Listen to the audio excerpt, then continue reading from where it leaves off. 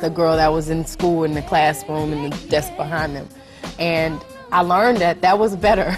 Yeah. So ever since then, I've been private. Yeah, works for you. Yeah. A lot is written about child stars, the pitfalls of achieving fame very young. Did you ever feel you were sacrificing your childhood, you know, for the rehearsals and the hard work? There were certain moments. I didn't have as many friends. Yeah. But thank God I started making movies and being around the same people for 6 months at a time, and I was able to still experience some type of, that was like my college. Yeah. And thank God for being in a group, because I wasn't a solo artist and I wasn't by myself. Girl, I can tell you've been crying and you're needing somebody to talk to. And to have the support of the other girls and my best friends going through everything that we went through, the scrutiny and the hard hours and everything together, really, really, I think, has a lot to do with me being able to handle the adjustment. You know, there are certain things that I say, man, I never got to do that. But in the end, It's worked out okay for you. definitely would not trade it in for anything. Yeah. Would you ever want to get that back again with Destiny's Child? Is there any chance of you reforming?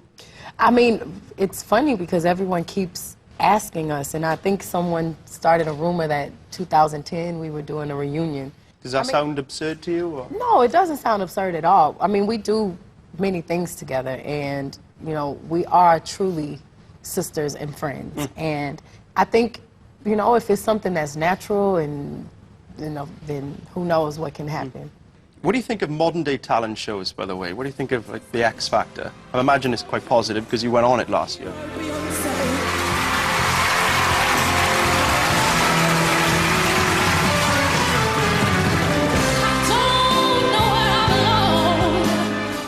It's great.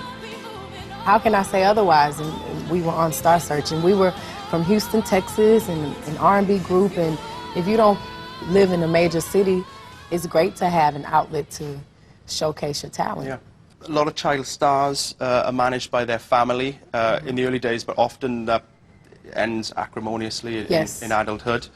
You're still managed by your dad. Yes. How has that relationship changed over the years?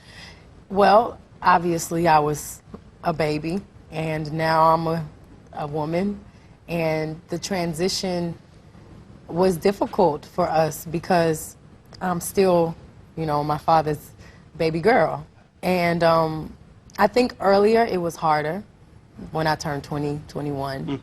You know, I'm a very strong businesswoman, and when it comes to my art, and it comes to my shows, I know every little detail, and I'm very much in control. And I think, you know, it took a couple of years for my father to understand that. You know what? I can totally imagine. Yes. Yeah.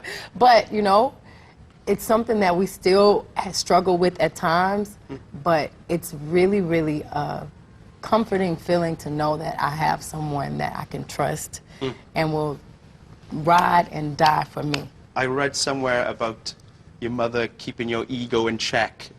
She does. When you were younger. How so? Can you give me an example? I'm sure you've heard the story, but she smacked the crap out of me. I did hear it, yes. But I thought I want to hear that directly from Beyonce because I didn't know if I believed it. Yeah, she did. It was like I was 16, our single came out, it was #1, we were in the record store, I was singing, she was talking to me, I'm singing, she's like, I'm talking to you, I'm humming. No, yes. That's a little harsh. Well, I needed it. and guess what? When my child does it, I'm going to do the same thing if they need it.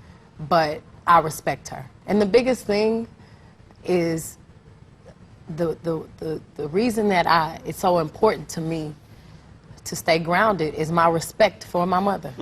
I really think she's amazing, and I really care about what she thinks because I respect her.